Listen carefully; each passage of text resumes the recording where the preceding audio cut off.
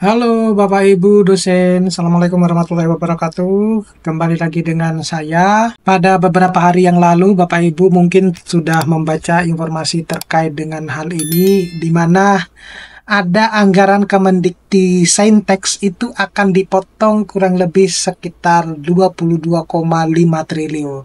Nah, ini informasi apa lagi ini? Jadi urusan terkait dengan tunjangan kinerja aja belum selesai, kemudian anggaran Kemendikti-Saintek itu akan juga dipotong, ya. Memang beberapa hari terakhir ini sedang ramai isu terkait dengan pemotongan anggaran di beberapa kementerian. Salah satunya mungkin adalah di Kemendikti-Saintek, ya, Menteri Pendidikan Tinggi, Sains dan Teknologi. Jadi saya mencoba membaca, memahami, menganalisis informasi ini yang akan saya sampaikan dalam video kali ini. Tentu ini bukan, kalaupun terjadi, ini bukan merupakan kabar yang menggembirakan, ya, karena bisa dikatakan merupakan suatu kemunduran gitu, ya. Jadi terjadinya dinamika dalam alokasi anggaran untuk Kementerian Pendidikan, Kebudayaan, Riset dan Teknologi atau Kemendikbudristek pada tahun 2025.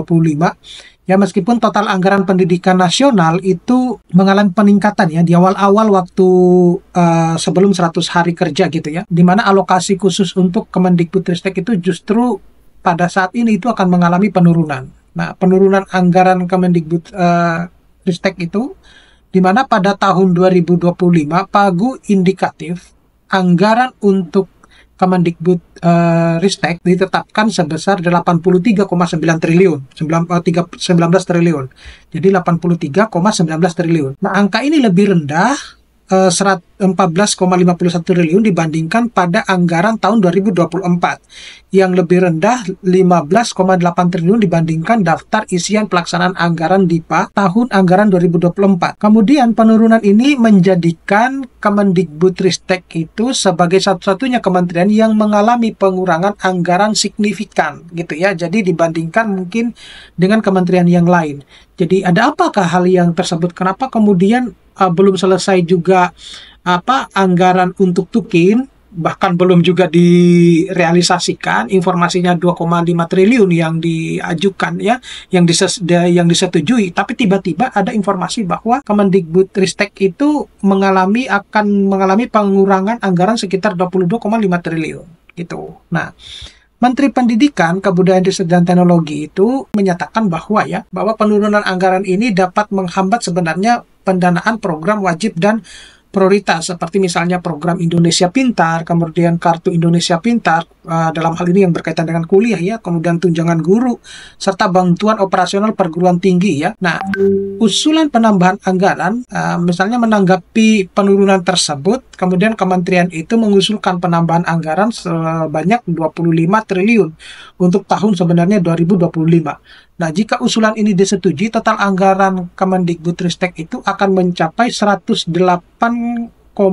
triliun. Tambahan anggaran ini direncanakan untuk sebenarnya mendukung program prioritas, ya, termasuk pendidikan tinggi, pendidikan vokasi maupun dukungan manajemen. Nah, gitu. Nah, di sisi yang lain juga ada konteks anggaran pendidikan nasional gitu. Jadi kalau kita lihat di sini, salah satu petinggi kementerian itu menyebutkan bahwa program prioritas Kemendikti-Saintek itu tidak hilang, tetapi kemungkinan akan dikurangi.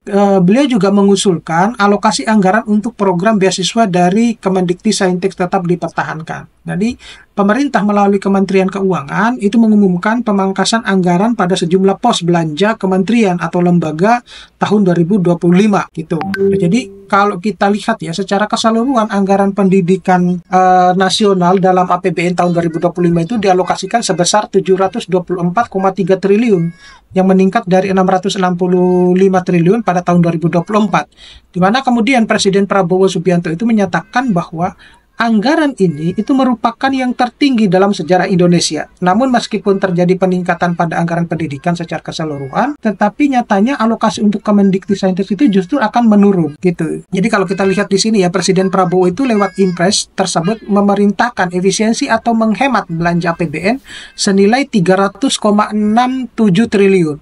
Nah, adapun efisiensi ini mencakup belanja operasional dan non-operasional di seluruh kementerian dan lembaga. Kemudian apa sebenarnya dampak dan tanggapan, ya? Jadi kalau kita lihat dari berbagai macam pengamat, ya, pendidikan itu menilai bahwa penurunan anggaran untuk Kemendikbud Ristek ini atau Mendiktisaintek ini merupakan kemunduran. Nah, beberapa pakar pendidikan itu mengkhawatirkan bahwa pengurangan ini itu dapat mempengaruhi kualitas pendidikan, terutama dalam hal pemberian beasiswa dan rekrutmen dosen ataupun guru ya, dalam hal ini guru-guru, dosen-dosen baru gitu. Ya tentu saja ini akan mengalami kemunduran ya, karena dengan anggaran sekitar 724,3 triliun saja itu, kalau kita berbicara tentang kesejahteraan masih terlalu jauh lah semacam itu. Apalagi kalau nanti akan mengalami pengurangan gitu ya. Ini juga menjadi perhatian gitu. Nah kemudian sementara itu pemerintah perekonomian ya,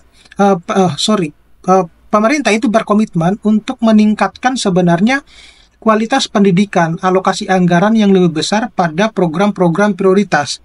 Nah sayangnya, kalau misalnya ini akan terjadi penurunan anggaran di Mendiktisaintek, itu diperlukan strategi yang tepat agar program-program yang sudah dirancang sebelumnya itu tetap berjalan secara optimal. Tapi ini juga tidak akan begitu 100% mungkin berhasil ya, karena dengan pengurangan anggaran yang cukup tinggi gitu ya, apalagi di salah satunya adalah di kementerian gitu. Nah, secara keseluruhan meskipun anggaran pendidikan nasional itu meningkat, tapi nyatanya penurunan alokasi untuk Mendiktisaintek itu menimbulkan tantangan tersendiri. Ya, diperlukan upaya misalnya kolaboratif yang aktif ya antara pemerintah, kemudian legislatif dan juga pemangku kepentingan lainnya untuk memastikan bahwa kualitas dan akses pendidikan di Indonesia itu tetap terjaga dan terus meningkat. Seperti itu. Nah, jadi ini merupakan informasi yang cukup menghebohkan gitu ya. Jadi kalau misalnya dilihat bahwa berbicara tentang efisiensi itu mencangkup tentang belanja operasional maupun non-operasional, sepertinya kok ya